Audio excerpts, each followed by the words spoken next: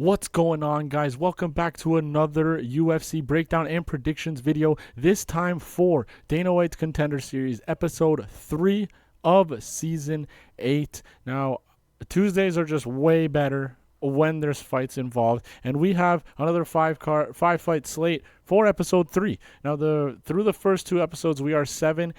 We went 4-1 episode 1. We went 3-2 episode 2. So we have been positive both episodes so far. Obviously, there's room for improvement, and I'm hoping we can sweep the board for episode 3. Now, this season is shaping out to be a little bit different than last season. A lot of underdogs came through for season 7, but the favorites so far in season 8 are 9-1. So it's been a little bit trickier. I'm hoping we can sweep the board this week. I'm feeling good about the picks. So let's go ahead and break these fights down. Make sure you hit that like button, subscribe to the channel if you're new, and drop some comments down below on what you think of the 5 fights for episode 3.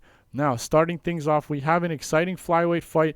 Jack Duffy, 7-0, going up against Nick Piccininni, 6-0. Now, on the Duffy side, he is a grappling specialist. He's been training MMA and jiu-jitsu since he was a child, so he has that grappling specialty. Now, he wants to get the fight to the ground and works towards getting the back of his opponent. Now, he also has great timing on his entries, which is something that typically grappling specialists lack. Most grappling specialists have a hard time getting the fight to the ground to actually implement their jiu-jitsu, but not for Duffy. He has great timing on those entries. He also has phenomenal control on the ground and doesn't force positions when he's down there. He will roll with his opponents during scrambles to maintain that control. He also brings nonstop pressure and has the cardio to sustain it.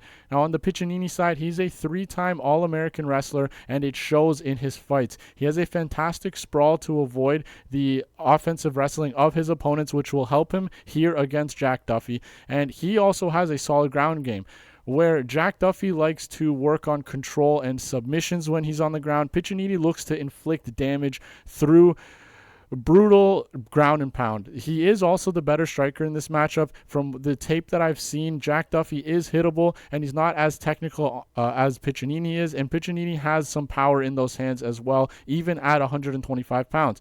Now, he is more patient and technical, and is also relentless when he's attacking his opponents. When I was breaking down these fights and I was watching fight tape, I started off with Jack Duffy, and I was like, wow, I like this kid. He does a great job controlling and relentlessly attacking his opponents once he gets them down to the ground, and has a good grappling game. But then I watched Nick Piccininni fight, and I was like, I don't know if Jack Duffy's going to be able to do what he's been doing to his opponents to a guy like Piccininni, who is an All-American wrestler, has that fantastic sprawl game to avoid the offensive wrestling of Duffy, and I think Piccininni is going to be the stronger fighter in this matchup as well. If these two fighters end up canceling each other out in the wrestling, in the grappling, I think Piccininni has the edge on the feet as well. So I will go with Nick Piccininni. I also haven't checked the odds in these fights yet. I don't even know if they're available. It's Sunday right now. I think they might be available. I haven't checked them. So I don't know who's the underdog, who's the favorites for these fights, but I will go with Nick Piccininni to start things off. Let's move on to the bantamweight division. We got Malcolm Wellmaker going up against Adam Bramhald. I don't know if I'm pronouncing Bramhald. I don't know how to pronounce his last name. Sorry for butchering it if I did. But on the Wellmaker side, he's powerful, patient, and a methodical striker with a kick-friendly style. He tenderizes the body of his opponents with a mixture of punches and kicks, which is always nice because that affects the gas tank a lot for his opponents, for anybody, and he has solid takedown defense. And even though he's primarily a striker, if the fight does end up getting to the ground, and let's say through like him hurting his opponent, he will follow them down there and set up submissions as well. On the Adam Bramhald side, he's also a patient and methodical striker. He may not have as much power as Wellmaker does, but he has slick striking, nice combinations. He mixes in attacks at all 3 levels as well, which is fantastic to see. He loves to finish his combos with low kick. You'll notice in his fight tape, he likes to throw a couple strikes out, and then as his opponent's backing up, he chops at that leg. When his opponent is backing up, he also likes to throw a lunging left. He also enjoys counter striking. That's a big part of his game, and he will throw flurries. If he feels that he landed cleanly on his opponents, he'll follow that clean shot up with a flurry of punches as well. So this fight should be a striking chess match, I believe. I don't think it's going to be a lot of ground game unless somebody gets dropped and then the opponent follows up. And it's going to be obviously between two technical strikers in Wellmaker and Bramhald. I am going to lean Wellmaker, though, because I believe he holds more power, as I mentioned earlier. And Bramhald rinse and repeats his attacks throughout his fights. And I think somebody like Wellmaker, who has that technical ability, has good IQ on the feet. I think he's going to pick out those the repetitive actions from Bramhald, those repetitive attacks, and he's going to take advantage of it. I also saw an interview on the Bramhald side before one of his fights. He mentioned that he doesn't really watch fight tape on his opponents. He just assumes that he's going to be the better striker and that his opponents are going to try to take him down. I don't really like hearing that from somebody that's going on the Contender Series, that is taking that big step up in competition, especially going up against somebody as dangerous and technical as Wellmaker. So I will go with Malcolm Wellmaker to get this done. Let's move on to the next fight. It is a middleweight bout. Marco Tulio going up against Matteo Duclos. And Marco Tulio is returning to the Contender Series. Last year, he fought a former Glory kickboxer and defeated him over the 15 minutes, but it wasn't impressive enough for Dana White to give him a contract. So he went out back onto the regional scene. I think he got a finish win. I think it was a knockout. Do not quote me on it. I should have these fights pulled up, and you know what? I'm going to do that right now as we're breaking this down. So, week 3, boom, boom, here we go. All right, Marco Tulio. So, he went back on, and he knocked out a 6-4 opponent in the LFA in the second round. So, he did end up going back, getting another fight, winning in emphatic fashion, and now he's back on the Contender Series fighting Matteo Duclos. He's French. It's hard to pronounce his name, but Tulio has a fantastic overall skill set. He's dangerous anywhere the fight goes. He has great hands. He's patient, powerful, elusive. When he gets the fight to the ground, he has awesome control and punishes his opponents with ground and pound. So he's dangerous anywhere the fight takes place. Now on the Duclos side, he's a powerful striker who mixes his weapons effectively on the feet, and he has a beautiful check left hook. It's powerful, and it is just well placed when I've seen him in his fights. He also has good control on the ground when he's in top position. Now, the problem with this fight for me is I haven't really been able to find much tape on the Duclos side, but from what I have seen, Tulio is just the better fighter everywhere. I believe Tulio has more tools to get this done. Plus, he's had more experience. He's fought the better competition. And like I mentioned earlier, he's returning to the Contender Series. He's already been at this stage of his career, and he won. It's not like he's not like one of those guys that ended up going to the Contender Series, losing, and then coming back for a second opportunity. He defeated his opponent on the Contender Series. So thankfully, when we're making picks, when we're making bets, we're not picking for him to get a contract. He could still come out and not get one and win a unanimous decision over Duclos. But from what I've seen from the Duclos side, which isn't much, but I think Tulio is the more dangerous fighter. He has more weapons to get this done. But because of the lack of film, I am not 100% confident on the Tulio side, but he will be my pick. Let's move on to the co-main event. Speaking of returning fighters to the Contender Series, we got Bogdan Grad going up against Michael Aswell.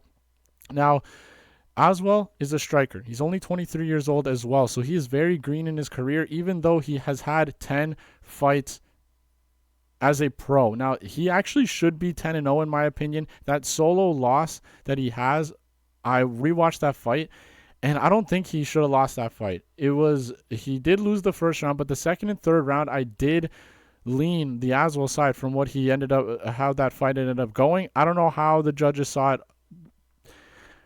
It's interesting to me, but I believe he should be 10-0. So he has a solid skill set. He's a great fighter. He doesn't have too much volume, but he does keep the pressure and walk his opponents down, mostly staying on the front foot during his fights. He has solid takedown defense, but if he is if he does end up getting taken down, he can be controlled.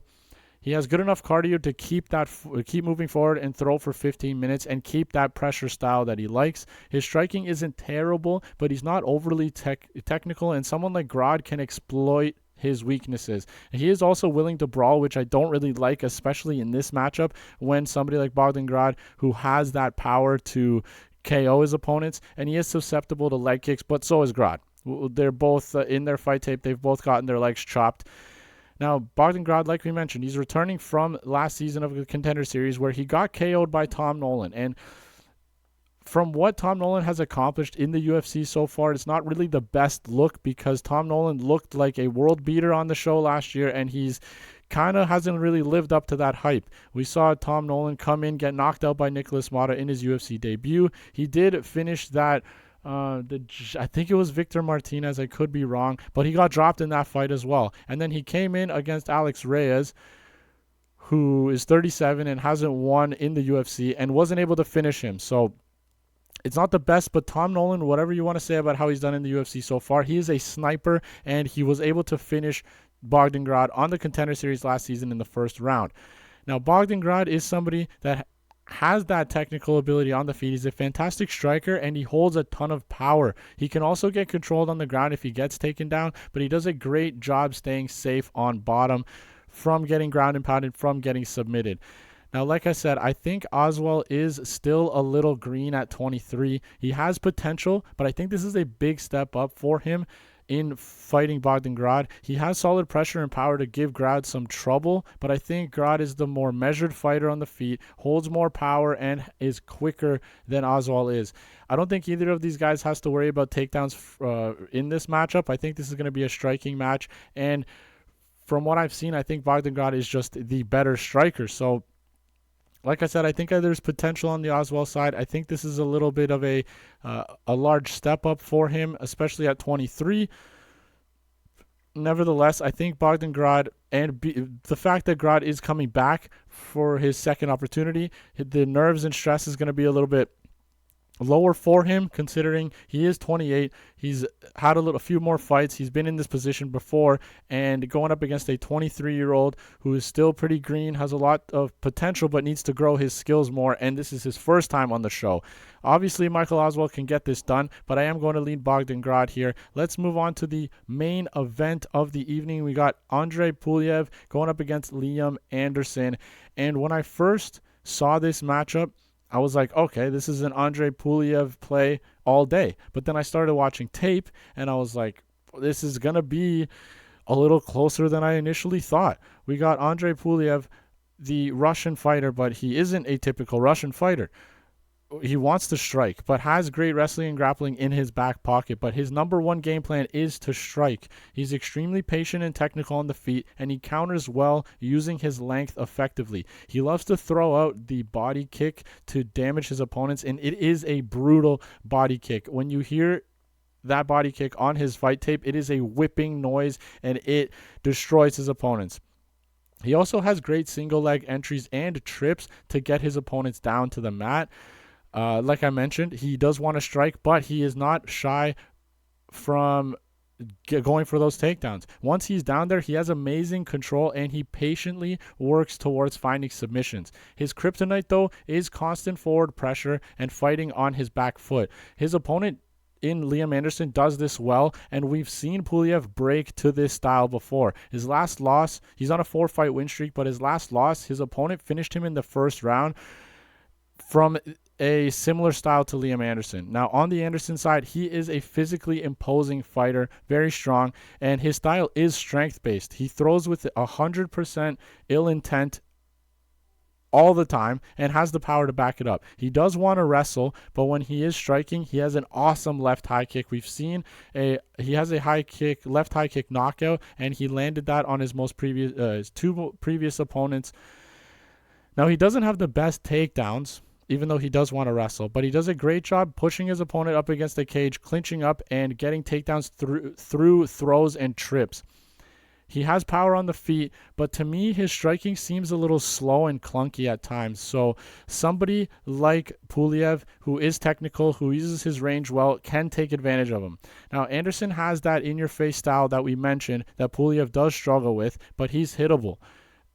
A striker like Pulyaev, who's a technical, who's elusive, should be able to take advantage of Anderson on the feet. And Pulyaev also has a stinging jab and great counter strikes that will punish Anderson with that slow and clunky striking style. Anderson should look to wrestle early, even though Pulyaev has good enough grappling to threaten submissions and attempts and be able to attempt some sweeps. I think wrestling is going to be Anderson's best chance of victory because of the technical ability Pulyaev has on the feet. Both also slow down as the fight goes on, so it'll be interesting to see how that holds up as the fight continues.